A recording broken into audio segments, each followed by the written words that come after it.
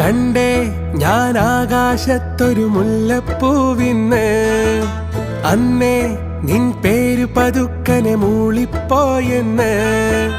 പെണ്ണെ നിന്നുള്ളിലിരിപ്പിവനെങ്ങനറിഞ്ഞെന്ന്, പിന്നെ ചെറുമുന്തിരി പോലെവൾ ചോന്നു തൊടുത്തന്ന്. കിനാവിന്റെ കാന്താരിപ്പൂ എരിഞ്ഞേറാണ്. കണ്ടേ ഞാൻ ആകാശത്തൊരു മുല്ലപ്പൂവിന്ന്, അന്നേ നിൻ പേര് പതുക്കനെ മൂളിപ്പോയെന്ന്.